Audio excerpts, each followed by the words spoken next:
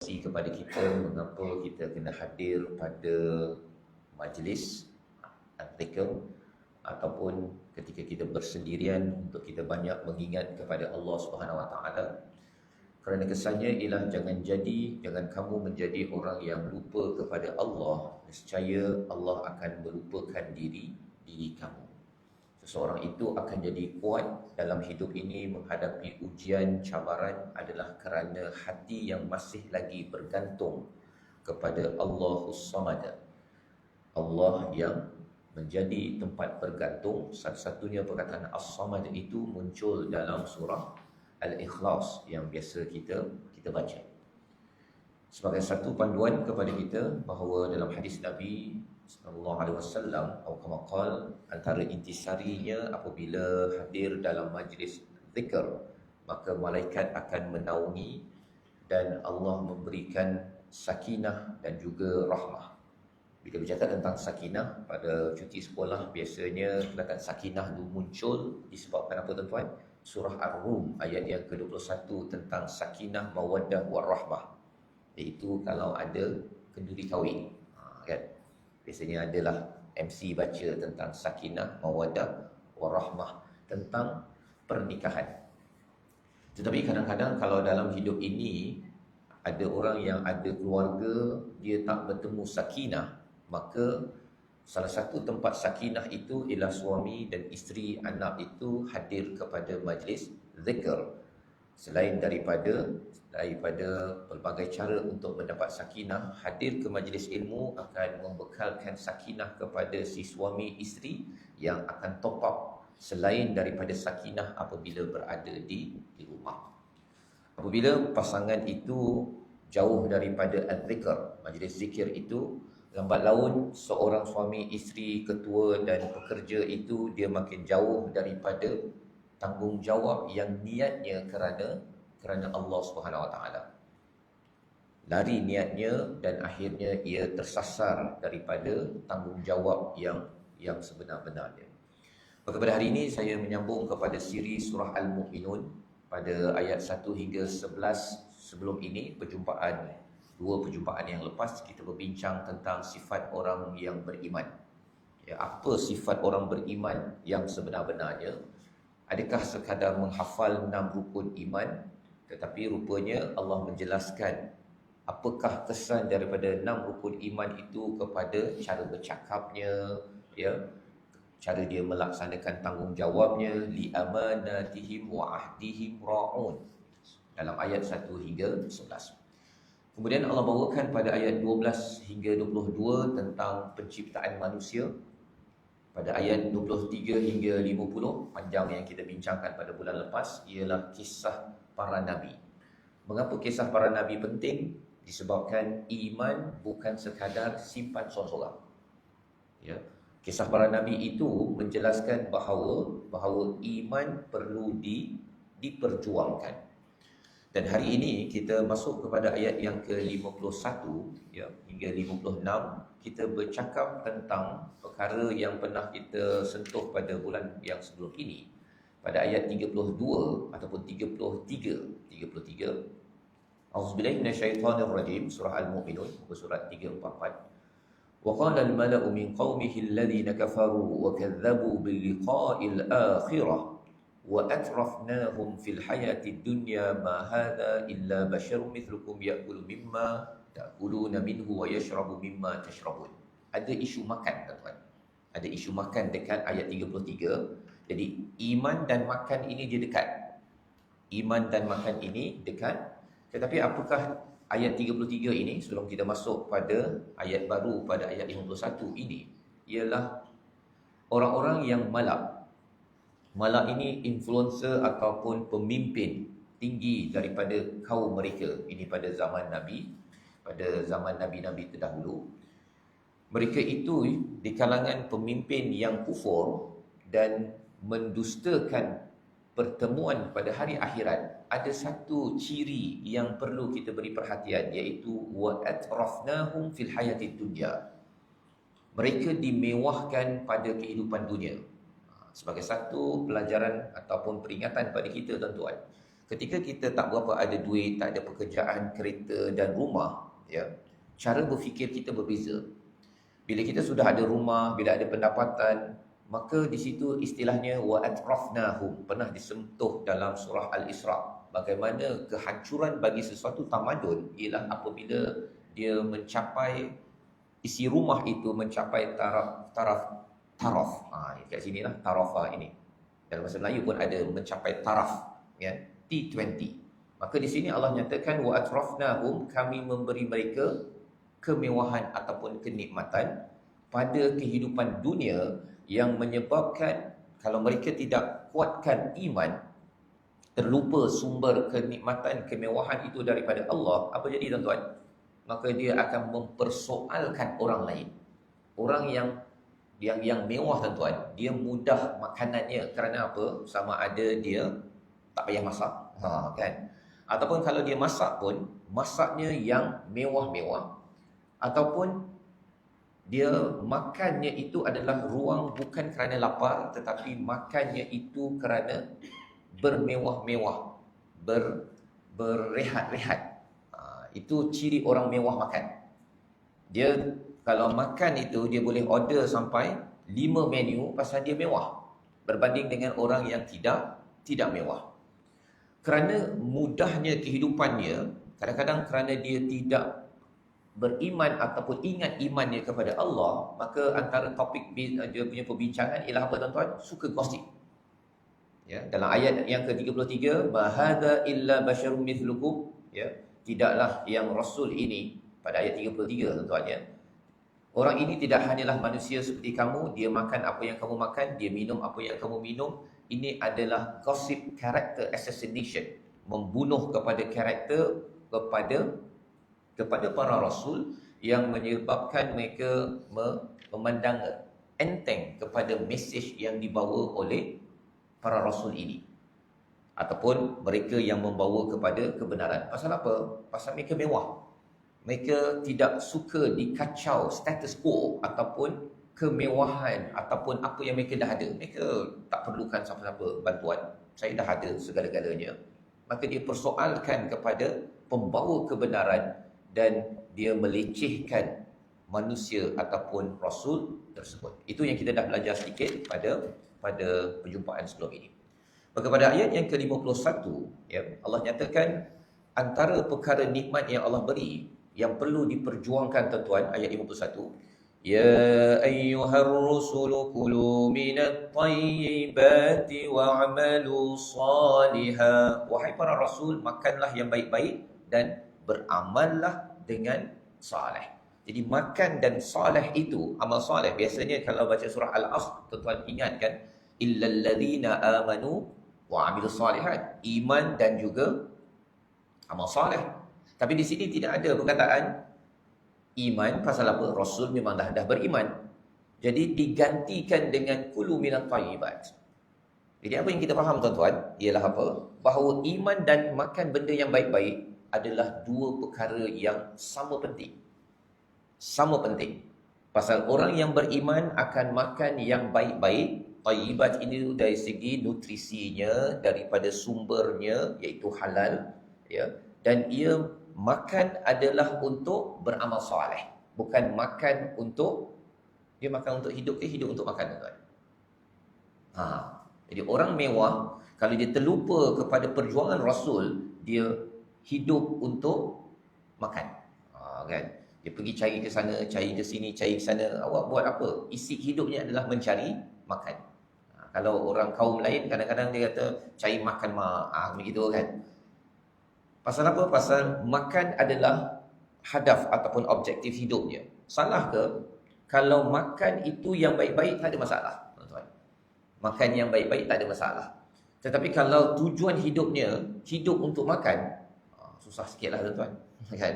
Pasal tujuan hidup kita adalah untuk mengabdikan diri pada Allah. Kita makan elok-elok. Dalam ayat ini, perjuangan para rasul yang diseru oleh Allah adalah makan elok-elok dan beramal soleh.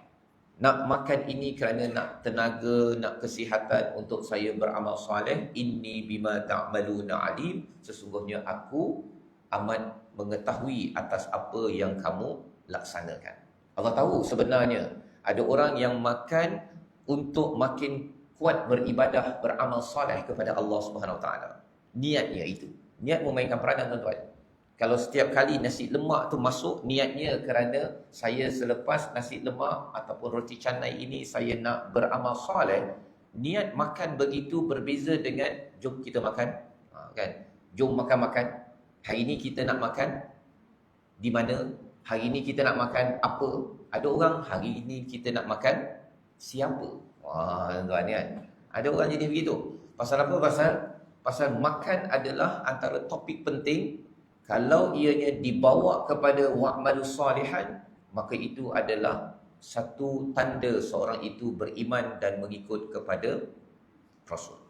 Wa inna hadhihi ummatukum ummatan wahidah wa ana rabbukum fattaqun. Ya, iaitu perjuangan kepada apa? Kepada takwa. Pada ayat 52. Namun cabaran bila diberikan nikmat makan ini, tuan-tuannya, dan pelbagai nikmat yang ada, itu sebabnya ayat 51 hingga 56 ini mula dengan nikmat makan. Pada ayat 53, fataqatta'u. Kemudian mereka terpecah belah dalam urusan agamanya menjadi beberapa golongan. Setiap golongan merasa bangga dengan apa yang ada pada masing-masing. Jadi perjuangan Rasul jaga makan, beramal soleh untuk kita menjadi umat yang satu atas dasar takwa. Itu sebenarnya yang kerana kita ini daripada Nabi Adam, daripada Hawa, daripada Nabi Adam, maka kita adalah ummatun wahidah, umat yang satu sebenarnya. Tetapi akhirnya apa yang berlaku apabila seseorang itu tidak menjadikan takwa pada hujung ayat 52 sebagai teras, maka dia terpecah-pecah dan masing-masing pada ayat 53 itu bangga, farihun, tuan-tuan ya. Farah di dalam Al-Quran ini banyak tempat farah ini melampau bergembira. Ya, kalau ada anak nama Farah, maksudnya maksudnya apa, tuan-tuan?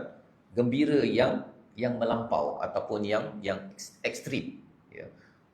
Okey ke tak okey nama anak Farah? Tak adalah masalah, tuan-tuan. Ya. Cuma di dalam Al-Quran kebanyakan tempat farah adalah negatif. Termasuklah dekat sini ayat 53 ni, dia gembira melampau-lampau sampai berbangga. Bangga negatif, tuan-tuan ya. Bangga yang positif dalam Al-Quran namanya izzah. Tetapi ada satu tempat di dalam Al-Quran ayat 58 surah Yunus, surah yang ke-10, yang itu farah yang bagus. Farah yang bagus. Faliyafrahu khair. Itu ayat tentang apa? Selepas Allah beritahu pada ayat 57, ya ayyuhan nas qad ja'atkum mau'izatun min rabbikum, ya, wa shifaa'un lima fis sudur wa hudan wa rahmatul lil mu'minin. Cerita pasal Quran. Cerita pasal Quran ayat 57 surah Yunus, ayat surah yang ke-10. Lepas tu pada ayat yang ke-58 tu Allah kata, bergembiralah dengan gembira yang melampau kalau kamu ini bersama Al-Quran. Maksudnya apa, tuan-tuan? Tuan-tuan tak sabar dah. Ayat apa baru lagi yang penceramah nak cakap kalau dia tadabbur Quran? Itu namanya farah. Tak sabar lagi saya nak tahu apa Allah nak beritahu pada saya. Tak sabar lagi nak dengar imam baca apa pada hari ini. Oh, surah As-Saff. Oh, Allah sedang mengingatkan pada saya ini jangan jadi macam umat Nabi Musa alaihissalam, jangan jadi macam umat Nabi Isa alaihissalam yang degil-degil tersebut. Oh, itu Allah nak pesan pada saya datang subuh hari ini. Begitu. Dia rasa excited, teruja. Yang itu okey, farah yang okey di dalam Al-Quran. Satu tempat dia, tuan. Yang lainnya farah yang tak okey. Termasuklah pada ayat 53. Baik. Ayat 54, fadharhum fi ghamratihim hatta hin, iaitu biarkanlah mereka dalam ghamrah. Ya, ghamrah ini maksudnya ialah dalam kesesatan, dalam keadaan dungu ataupun rasa blur dalam hidup. Bangun pagi, siap-siap pergi kerja, sampai petang makan. Pagi makan, tengah hari makan, kemudian malam makan, kemudian tidur, besok makan, lepas tu kerja makan, lepas tu cari makan, kemudian besoknya lepas tidur makan. Ghamrah ini kalau dalam surah Al-A'raf dikaitkan dengan satu perumpamaan, ulaika kal an'am, ada satu makhluk yang dia makan, lepas tu dia makan, lepas tu dia tidur, lepas tu dia makan. Itulah namanya apa, tuan-tuan? An'am. Kan bahasa Arabnya an'am, itulah yang perlu dikorbankan pada Raya Adha baru ni, lembu ataupun kambing ataupun unta. Ya. Pasal dia kerjanya makan, lepas tu makan, kemudian tidur, kemudian makan. Jadi dalam ayat 54 ini Allah menemplak kepada orang yang menggunakan makan yang Allah jadikan sebagai nikmat, tetapi dia tidak membawa kepada amal soleh. Pasal lembu memang tak ada amal soleh, tuan-tuan kan. Dia makan itu hanya untuk dia membesar dan akhirnya untuk dikorbankan untuk manfaat manusia. Tetapi manusia bila beramal soleh, itulah cara dia memberi manfaat kepada orang di sekeliling, kepada dunia.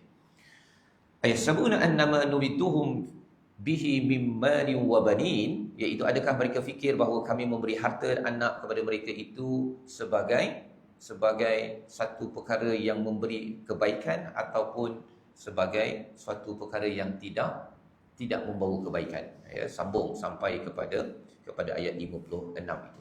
Sebenarnya Allah beri sesuatu kepada umat manusia, khairat, istilah pada ayat 56 tuan-tuan ya, kepada kita semua adalah untuk kita sedar bahawa satu, al-khairat itu datang daripada Allah, dan al-khairat, makan itu perlu membawa kepada amal soleh seperti yang tuan-tuan laksanakan sekarang. Bila kita makan, lepas tu kita beribadah. Bila kita makan, kita beribadah. Bila kita makan, beramal soleh. Itulah tanda ataupun tujuannya, tetapi bala yash'urun, ramai tak sedar tuan-tuan. Ramai tak sedar. Dan bercakap tentang bala yash'urun, mereka tidak sedar ini, bukan sekadar sikit yang tak sedar. Ramai tak sedar ini, kalau kita tengok 6 bilion manusia di atas muka bumi ini, yang dia makan, lepas tu dia makan, kemudian dia tunggu makan, nak cari makan. Rupanya lebih ramai daripada orang yang makan, kemudian dia amal soleh untuk pergi masjid, untuk dia melaksanakan tanggungjawab, untuk dia beribadah kepada Allah SWT. Jadi bila bercakap tentang orang yang tak sedar, Allah bawakan orang yang sedar, tuan-tuan. Ayat 57 hingga 77, iaitu psikologi orang yang betul-betul sedar. Inilah sifat orang beriman, package 2. Ini upgraded tuan-tuan ya. Pada ayat 1 hingga 11 surah Al-Mu'minun, itu ciri orang beriman. Package pertama, ciri pertama. Tetapi Allah sambung lagi sifat orang beriman pada ayat 57 hingga 77. Apa cirinya? Innal ladzina hum min khasyati rabbihim mushfiqun. Sesungguhnya orang-orang yang takut azab kerana Tuhannya, mereka sangat berhati-hati. Sifat seterusnya ialah khasyati rabbihim, dia takut pada Tuhannya. Mushfiqun, dia amat cemas ataupun berhati-hati. Macam tuan-tuan lah kan, bila dah bangun pukul 5.30 ke pukul 5 ke, kita nak siap ni untuk pergi masjid, pergi surau. Itu namanya musyfiqun. Musyfiqun yang cemas itu tuan-tuan di sini lagi banyak, dia menyebabkan bila sampai di sana cemas makin hilang. Orang yang kat sini tak cemas, pukul 5.30, hari ni hari Sabtu, hari ni tak kerja, nanti sambung balik, dia tak cemas. Sampai di sana nanti dalam surah Al-Kahfi, bila tengok pada buku amal dia itu musyfiqun, dia cemas melampau-lampau. Kerana apa? Kerana rupa-rupanya alangkah baiknya, kalau dalam surah Sajadah kan, ya, bila dah tengok kepada azab yang ada, alangkah baiknya kalau aku boleh beramal saleh, ya, pada waktu di akhirat. Apa sifat seterusnya? Walladzina hum biayati rabbihim yu'minun. Mereka beriman dengan tanda-tanda kekuasaan Allah Subhanahu Wa Taala. Dua jenis ayat yang dia tengok di alam, dia tengok pokok, dia tengok awan, dia tengok matahari, dia pergi aurora ke, kalau dia suka berjalan, dia pergi ke Mekah. Semua tempat-tempat itu adalah ayat-ayat Allah. Dia bukan jalan sekadar nak wifi ataupun selfie dan nak tunjuk pada orang lain, tetapi dia jalan itu adalah untuk melihat kebesaran Allah, dan dia merasakan bahawa Allah ini amat sayang kepada hamba-Nya, kepada dia, dan dia makin lagi bersemangat untuk mendekatkan diri kepada Allah. Itu ayat Allah. Dan yang keduanya, ayat Allah bila dia baca Quran, dia amat-amat beriman. Dia terus yu'minun, itu dalam mudhari' tuan-tuan ya, continuous tense. Maksudnya apa? beriman, lepas tu beriman, makin beriman, menguatkan iman, makin bertambah iman. Itu kesan apabila ada mudhari' di dalam Al-Quran. Macam wa yuqimuna solah, ya, pada ayat 3 surah Al-Baqarah, alladzina yu'minuna bil ghaib, makin kuat keimanan pada ghaib, makin kuat, makin kuat. Wa yuqimuna solah, solah dulu 7 tahun tak berapa sedar sangat mendirikan solat. Allahu Akbar, terlupa rakaat contohnya, tak tahu apa bacaan imam. Tapi selepas tuan-tuan latih terus mendirikan solat, kita makin sedar. Wa yuqimu itu mereka mendirikan. Orang yang diri itu dia kena sedar apa yang dia fikir, apa yang dia gerak, apa yang dia cakap. Dia makin faham menghayati apa yang ada dalam solatnya, membawa kesan di luar solat. Dia makin sedar, oh saya baru sujud cakap subhana rabbiyal a'la, maha suci Allah. Saya tak boleh negatif pada Allah. Kalau saya sakit ke, ada masalah dalam hidup, saya tidak akan persoal dan negatif pada Allah. Kerana apa tuan-tuan? Kerana 34 kali setiap hari paling kurang dia memuji, menyatakan maha suci Allah. Tapi kalau katakan subhana rabbiyal a'la ataupun subhana rabbiyal a'la wa bihamdi, lepas solat dia kata apalah Allah ni, aku doa-doa tak kabul-kabul pun, Allah ni tak dengar ke? Itu tandanya apa tuan-tuan? Orang yang bertasbih tetapi dalam hatinya tidak bertasbih. Dia tak faham apa yang dibaca. Ghamratihim, ya. Kalau ekstrimnya ghamratihim yang kita lalu tadi pada ayat nombor 54. Dia tak sedar, dia dalam keadaan dungu ataupun sesat, walaupun dia memuji kepada Allah, tapi lip service sahaja. Yang kita doakan agar kita dapat menghayati lagi dan lagi bila kita mendirikan solat. Baik. Pada ayat 59, walladzina hum bi rabbihim la yusyrikun. Mereka tidak mensyirikkan Allah Subhanahu Wa Taala, tidak mensyirikkan Tuhan mereka. Tidak mensyirikkan Tuhan. Memanglah syirik ini biasanya dikaitkan dengan orang bukan Islam, mereka menyembah berhala ataupun tuhan-tuhan yang lain, tuan-tuan. Tetapi dalam ayat ini sifat orang beriman. Ini sifat orang beriman. Mengapa Allah cakap mereka tidak mensyirikkan Allah? Kerana syirik bukan semestinya menyembah berhala batu tersebut. Syirik itu, kalau katakan hawa itu, ya, keinginan kita itu sama level ataupun lebih tinggi daripada Allah, ya, itu namanya mensyirikkan Allah Subhanahu Wa Taala. Kalau emosi seseorang, kalau dia marah tersebut, ya, marah ke, tak ada mood ke, maka dia tak payahlah sembahyang. Contohnya kan. Maksudnya dia mengikut mood, mengikut pada hawa ataupun mengikut pada nafsu dia ataupun emosi dia, sama level ataupun lebih tinggi daripada Allah, itu mensyirikkan Allah. Mensyirikkan Allah Subhanahu Wa Taala. Itu sebabnya pesanan Luqman kepada anaknya pada ayat yang ke-13, iaitu surah Luqman, dia kata nasihat pertamanya la tusyrik billah. La tusyrik billah inna syirka la dzulmun azim. Sesungguhnya syirik itu adalah kezaliman, kegelapan yang paling besar. Tuan-tuan, kalau nak tahu apakah punca orang stres dalam hidup di dunia ini, tuan-tuan, paling besar puncanya apa? Syirik kepada Allah. Walaupun orang tu orang Islam, ya. Dia boleh membawa sampai ekstrimnya mental health. Mental health, tuan-tuan tahu kan, kesihatan mental. Dia jadi sakit hati dengan orang, susah nak maafkan orang, suka bergaduh dengan orang. Punca utamanya adalah syirik kepada Allah. Apa kaitan pula dia tu semayang dia tu pakai tudung dia tu syirik kepada Allah ini, tuan-tuan. Dia merasakan bahawa perasaannya itu lebih penting daripada Allah. Dia tahu Allah itu, kalau di dalam surah As-Saff tadi, bila orang itu beriman, tu'minuna billah wal yaumil akhir wa tujahiduna fi sabilillah, kan? Kalau orang tu beriman pada Allah dan hari akhirat dan berjuang pada jalan Allah, Allah kata yaghfirul dzunub, Allah sentiasa mengampunkan dosa orang itu. Contoh, tuan-tuan, kan? Allah bagi tawaran, siapa yang beriman pada Allah dan Rasul, dan kemudian tuan-tuan sokong kepada apa sahaja usaha Islam, ya, fi sabilillah, tuan-tuan bagi masa diri kita ataupun bagi duit, bagi harta. Tetapi bila kita dah buat begitu, Allah kata, okey, kamu diberikan keampunan. Betul lah, itu tawaran daripada Allah.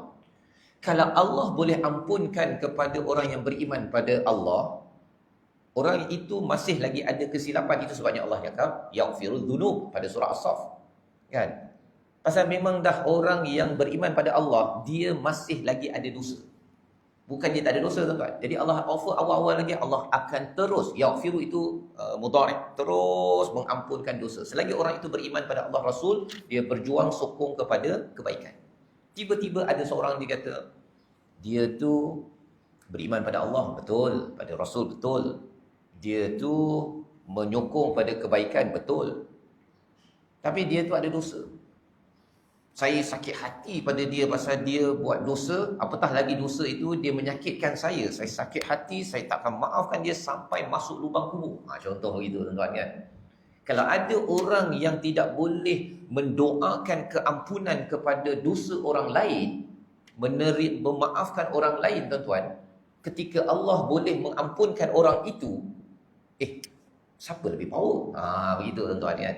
Siapa lebih power? Allah yang siap-siap dah nak menawarkan keampunan, kemudian dia pula kata, tak ada, saya tak akan ampunkan. Saya tak akan ampunkan sampai hari akhirat. Maka di akhirat nanti dia akan cari orang itu, tuan-tuan. Dia akan cari orang itu, baru dia settle kehidupan dia. Tapi tuan-tuan, nak cari orang itu di akhirat ke, ataupun kita nak masuk syurga Firdaus pada ayat yang ke-13 surah Al-Mu'minun, tuan-tuan? Nak cari ke nak masuk syurga terus? Baik, masuk syurga terus. Buat apa nak pergi cari-cari dia, apa sebagainya. Tetapi ia memerlukan kekuatan untuk mengampunkan, mendoakan keampunan untuk orang lain. Dan itu adalah ciri orang beriman. Iman bukan sekadar lip service, kan? Kata saya beriman, kemudian bila ada orang buat salah, kita kutuk dosa orang tersebut. Kita kutuk orang tersebut. Dosa tu memang kita tahu salah. Itu kena asing, kan, tuan, kan? Dosa itu salah. Tapi orang yang berbuat dosa itu kita kena doakan keampunan. Mana dalilnya? Rupanya pada surah Ali Imran ayat 159, Nabi bila berperang Uhud, minta sahabat ada satu kumpulan di Jabal Rumman, di atas kawasan memanah tersebut. Round 1 menang, mereka pergi turun ke bawah, tinggalkan stesen. Itu dosa besar sebenarnya. Tidak mengikut Rasul dan meninggalkan tugas tanggungjawab. Dan 70 orang syahid ditebas oleh ketuanya Khalid Al-Walid waktu itu, belum lagi Islam. Dosa besar.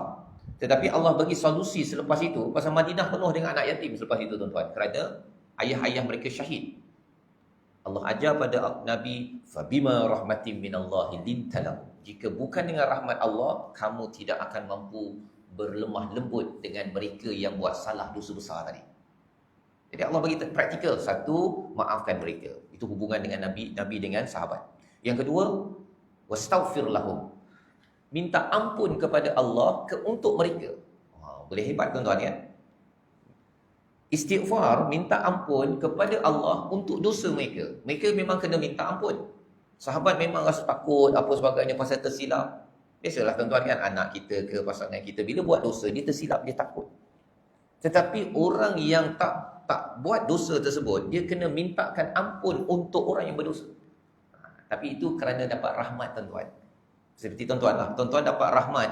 Ya, ada kasih sayang daripada Allah yang sampai ke dalam jiwa. Hadir majlis ilmu, makin kuat dengan Al-Quran, Allah akan bagi rahmat. Tanda tuan-tuan dapat rahmat ialah bila tengok ada kesilapan pada pasangan, pada anak, maka kita doakan keampunan untuk anak ataupun pasangan kita. Itu tanda kita amat dekat dengan Allah. Allah yang sama yang mengampunkan dosa. Pasal Allah dah tahu dah, engkau beriman pada Allah dan Rasul ni, engkau ni banyak je dosa lepas ni engkau akan buat. Allah dah tahu dah. Itu yang digambarkan dalam surah As-Saff. Tetapi orang yang tak tahu siapa Allah, kan, kalau dalam ayat ini, walladina hum birabbihim la yusyrikun, bila seorang itu dia mensyirikkan Allah, dia kata, Allah, engkau ampunkan dia, aku tak puas hati. Kan? Aku takkan ampunkan dia. Aku akan doakan laknat kepada, tak kisahlah siapa, kan, suami dia ke, isteri dia ke, apa lagi, anak dia ke. Pasal apa? Rupa-rupanya dia adalah orang yang sedang mensyirikkan Allah. Sampai dia depan Kaabah pun ada yang, ya Allah, hancurkanlah. Dia beritahu nama. Pasal dia dulu pernah menyakiti hati saya ni hancur hati ini, saya nak doakan kehancuran untuk orang tersebut. Rupa-rupanya dia ikut emosi untuk berdoa kepada Allah. Adakah Allah akan kabul? Tidak, tuan-tuan. Oh, ya, boleh, Allah boleh kabul. Pasal Iblis pun dalam surah Al-A'raf pernah minta pada Allah, tolong extend sikit masa saya. Kan? saya nak mengganggu kepada umat Bani Adam. Allah kabul pada iblis untuk extend hidup? Oh yes, Allah bagi. Allah power tuan-tuan. Allah boleh bagi saja. Ada orang yang dikabulkan doa, dia akan makin jauh daripada Allah. Ada orang yang dikabulkan doa kerana dia tahu bahawa Allah itu adalah yang Esa, dia minta itu dengan adab.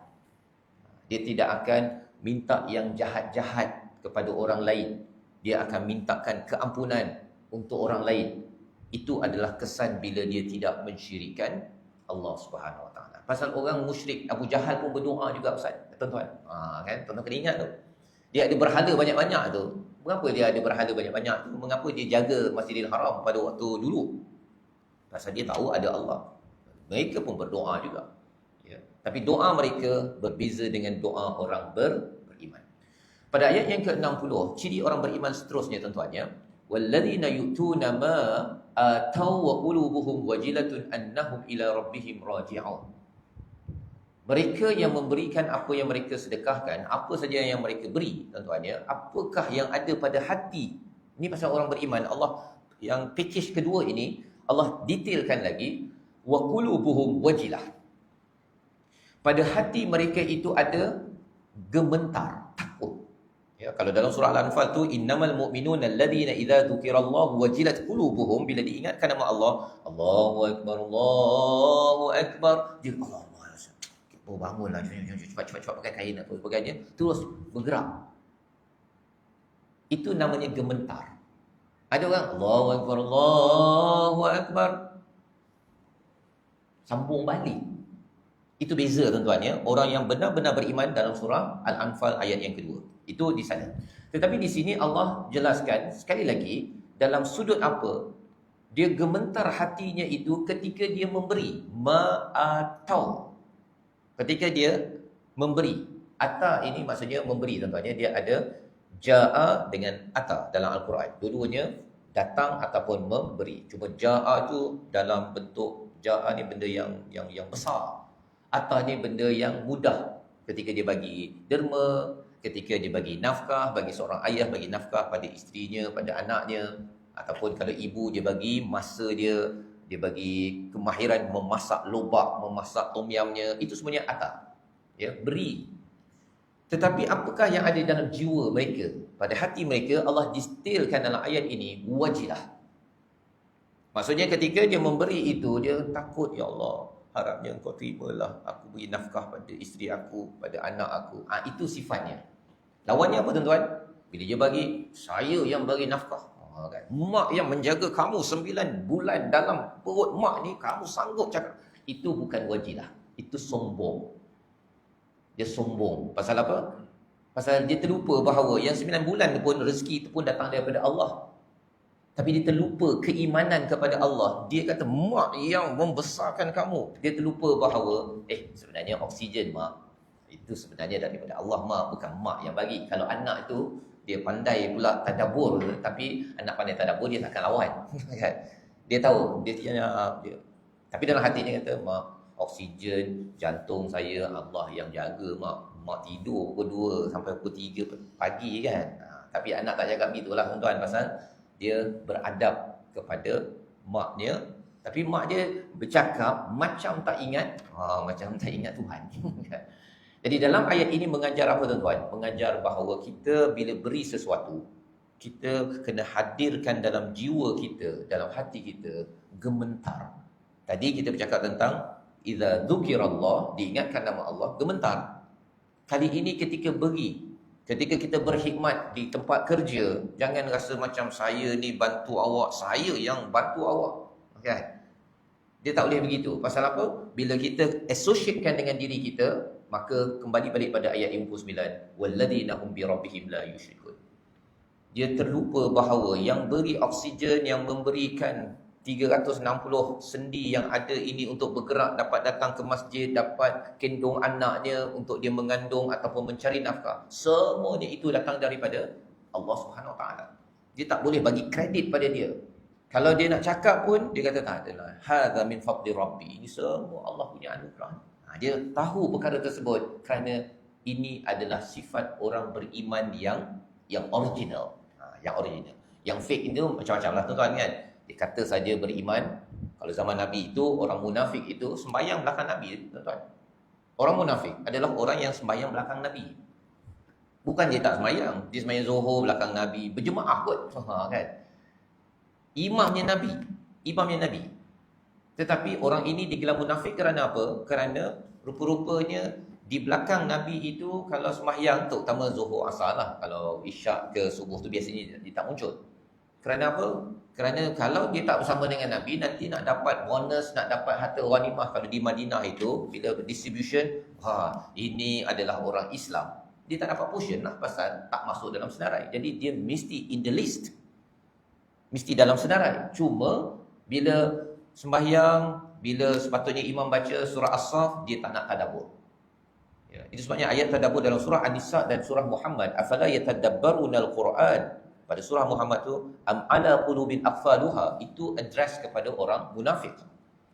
Orang munafik tak nak tadabbur, tuan-tuan. Pasal apa? Kalau tadabbur, ayat yang dibacakan, dia rasa Allah tegur aku sebenarnya. Janganlah. Falamma zaghu azaghallahu qulubahum. Kan tadi kita dengar imam baca kan. Apabila mereka itu menyeleweng, maka Allah selewengkan. Alamak, saya sebenarnya. Kan? Dia rasa ditegur. Orang munafik tak suka ditegur. Pasal antara sifatnya dalam Al-Quran ialah bila ditegur, dia melenting. Dia marah. Dia marah pada orang tegur. Tapi orang beriman, tuan-tuan, bila ditegur itu, dia tahu bahawa orang yang datang menegur itu adalah wakil.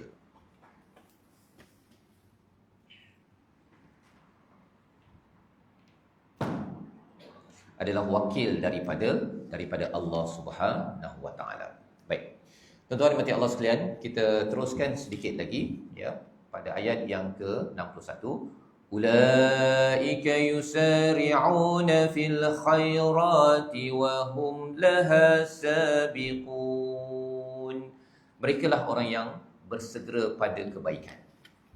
Ini orang yang digelar sebagai orang beriman yang sebenar-benarnya dia bersegera kepada kebaikan.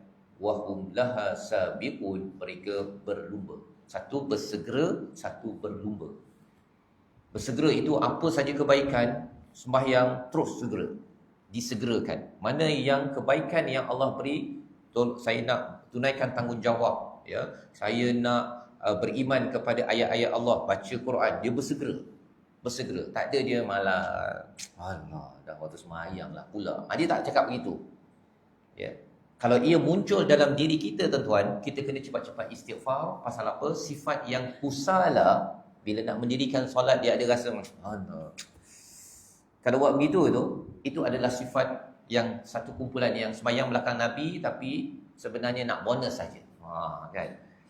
Sebenarnya bukan datang daripada hati, dia hanyalah untuk dapat in the list agar dapat banyak habuan di dunia semata-mata.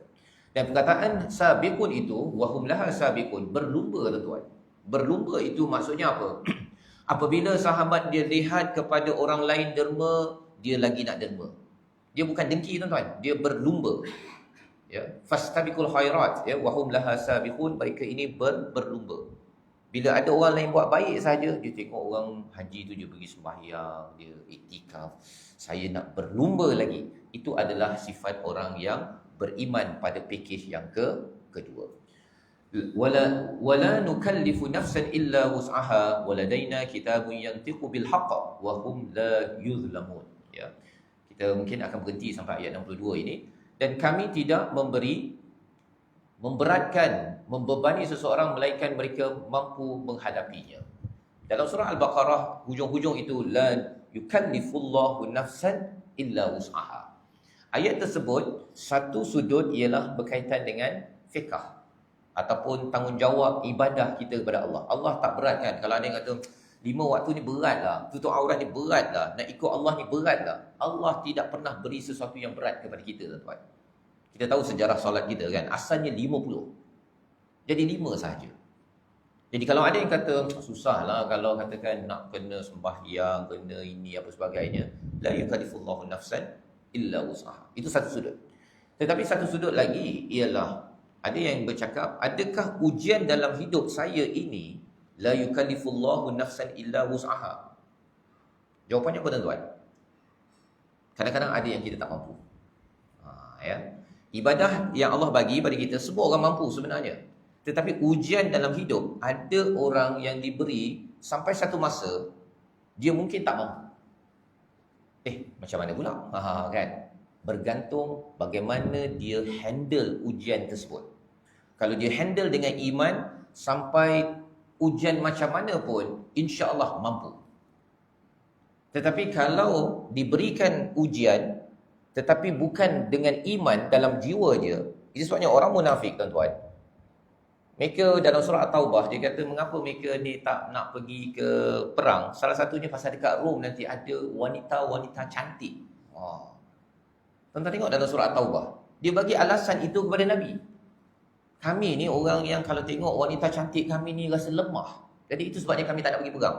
Macam apa alasan begitu kan? Lembik macam tu lebih kurang lah kan?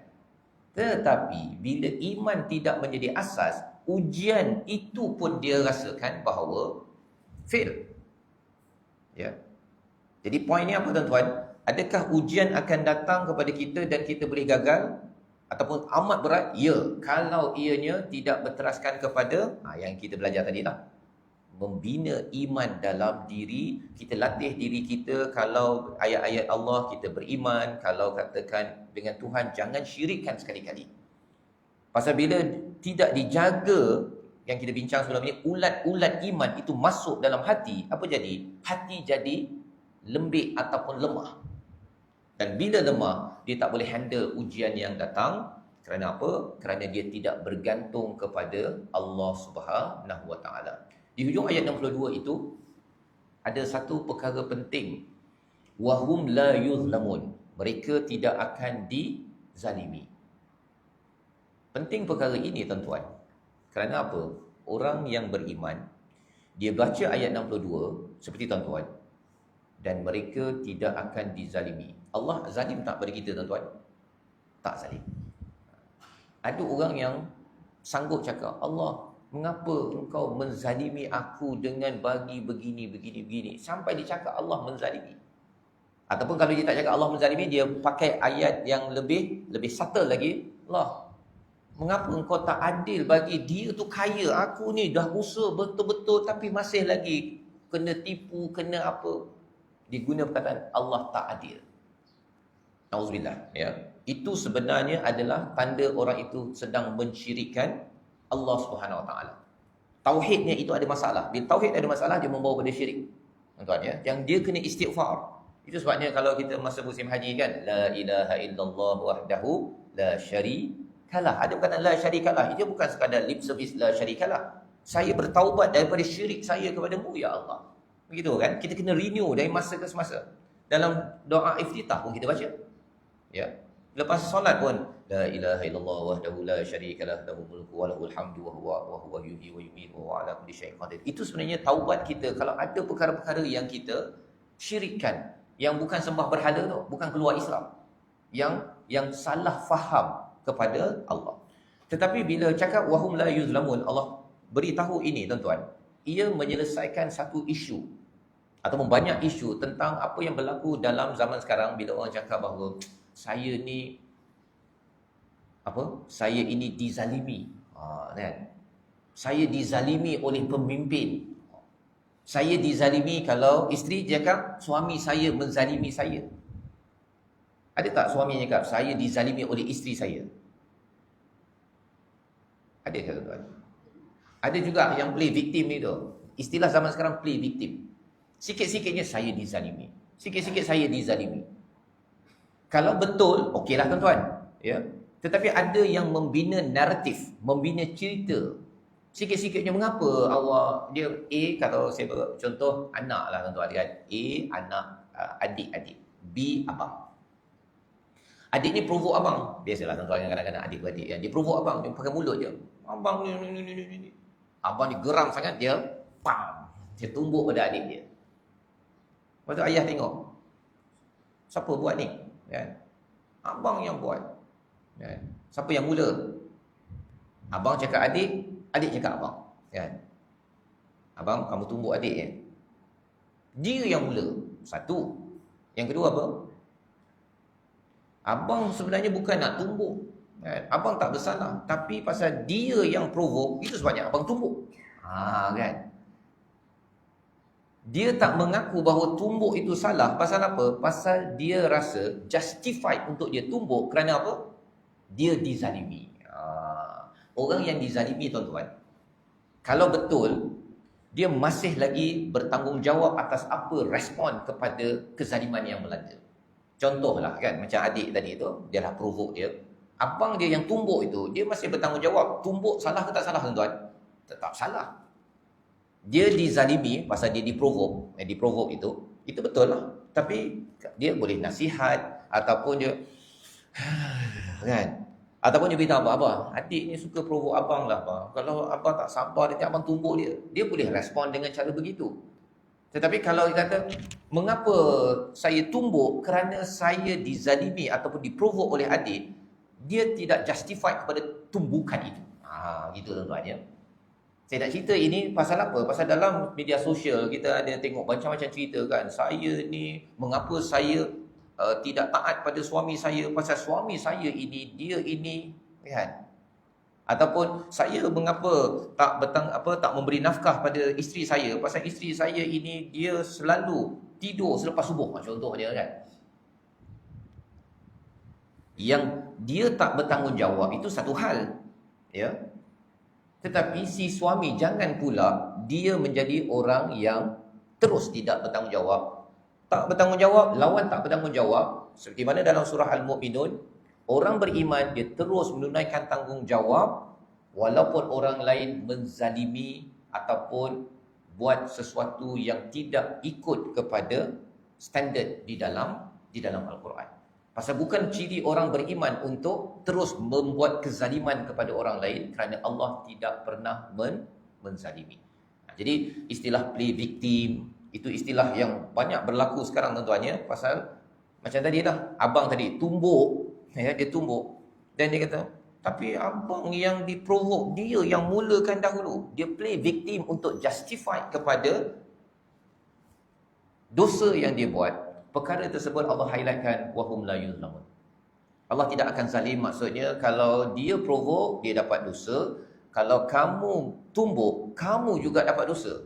Tak ada pula kamu boleh menyalahkan mengapa puan ini jadi sekarang ni macam ni. Oh, saya jadi begini pasal suami saya, kan? Apa sahaja perkara negatif yang berlaku dalam seseorang, anak kan, anak. Mengapa awak ni suka tumbuk orang? Saya suka tumbuk orang ni pasal ayah saya suka tumbuk kepada kucing dia. Contohlah tuan-tuan kan, bukan tumbuk mak dia. Kucing dia.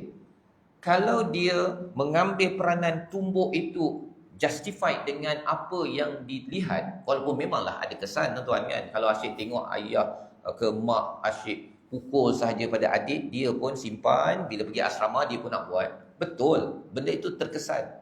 Tetapi kebertanggungjawab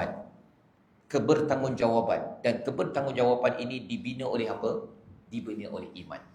Tanpa iman yang kita belajar awal surah Al-Mu'minun, walladzina hum li amanatihim wa ahdihim ra'un, amanah, tanggung dan janji dia tidak akan sempurnakan. Dia salahkan ayah, salahkan emak. Memang mak ayah kita bukan sempurna tuan-tuan kan. Kalau kita jadikan alasan, mengapa tuan tak tadabbur Al-Quran? Dulu mak ayah saya tak ajar tadabbur. Kalau kita cakap begitu, kesian. Dahlah mak ayah dulu dah besarkan kita elok-elok kan, dah penat apa sebagainya, tetapi dia tak tahu apa itu tadabbur dan dia tak dapat ajar, maka kitalah yang terus beramal soleh. Begitu tuan-tuan kan? Macam tadi, dah ada mak bagi makan, ayah bagi makan, kita beramal soleh, harapnya kita jadi insan soleh, mendoakan untuk mak ayah kita diampunkan. Kan itu cycle je. Bukannya dulu ayah saya tak ajar Quran, dulu ayah saya tu kerja je, tak suruh saya pergi solat, itu sebabnya saya tak solat. Itu adalah sifat orang yang menzalimi ataupun play victim. Play victim tidak menyelamatkan. Tidak menyelamatkan. Malah dia akan merosakkan lagi bagi seseorang itu. Jadi tuan-tuan dan Allah sekalian, ini beberapa sifat package orang beriman. Yang kedua dalam surah Al-Mu'minun, Allah detailkan lagi kerana orang beriman adalah satu kumpulan yang diangkat Dan moga-moga dengan kita belajar sedikit daripada surah Al-Mu'minun ini, kita tahu bahawa standard beriman bukan sekadar di peringkat 6 rukun iman. Apa 6 rukun iman? Allah, Rasul, kitab, malaikat, apa sebagainya. Bukan sekadar itu, ya. Perkara itu dipelajari di sekolah, ya. Tetapi lebih daripada itu, sifatnya itu diberitahu sebentar tadi. Dan kalau kita lihat balik review kepada ayat 23 hingga 50, kisah para nabi dalam surah ini, iman perlu diperjuangkan, tuan-tuan. Iman perlu diperjuangkan. Ibu-ibu dengan anak, ya, cakap perkara yang baik-baik, jangan laun. Tahu laun, tuan-tuan? Laun itu sia-sia. Borak-borak dekat ARR dengan anak pasal ayah pergi kerja. Ayah kamu tu kan, dia asyik sibuk je, ajak makan kat ARR pun tak nak. Contohnya kan. Itu namanya bercakap perkara yang sia-sia. Dan itu bukan sifat ibu beriman. Bukan ibu ni lah yang cakap pada anak kan, ya. Ibu yang baik, yang beriman, dia kalau rasa tak baik, ya, sia-sia, dia akan tinggalkan, ya. Ataupun ayah pun sama lah kan. Ayah cakap dengan anak, maknya tak ada kan. Mak kamu tu kan, kalau masak tom yam tu selalu lupa je isi je. Contohnya kan, ya. Dia pergi kutuk kepada si isteri, ibunya itu di depan anak, itu adalah ciri orang yang berbuat sia-sia. Orang ini ada masalah iman. Ada masalah iman. Dan kalau ada masalah iman, tuan-tuan, kita kena bertaubat kembali. Ya, senarai itu kita tengok pada ayat 1 hingga 11, tapi kali ini pada ayat 51 hingga 56, bila kita beri, kita kena ingat, kita beri itu pun adalah rezeki daripada Allah. Beri ilmu, beri pengalaman, beri duit, beri nafkah, semua datang daripada Allah. Jadi hati kita jangan sombong, jangan tinggi, jangan pula kita mengungkit pula. Pasal mak, pasal abah lah yang membesarkan kamu, itu sebabnya kamu boleh berjaya tau. Jangan cakap begitu. Pasal apa? Pasal sebenarnya memanglah kalau kita jaga itu, tapi hakikatnya semua sumber kita menjaga anak itu adalah datang daripada Allah Subhanahu wa taala. Aku lihada wa astaghfirullah wa lakum. Terima kasih diucapkan pada tuan-tuan sekalian. Saya mohon maaf kekurangan. Semoga Allah jadikan majlis kita ini bermanfaat, perpisahan kita perpisahan yang terpelihara. Subhanakallahumma wa bihamdika asyhadu an la ilaha illa anta astaghfiruka wa atubu ilaik. Wal 'asr insana lafi khusr illa alladziina aamanu wa 'amilus solihati wa tawassaw bil haqqi wa tawassaw bis sabr. Assalamualaikum warahmatullahi wabarakatuh.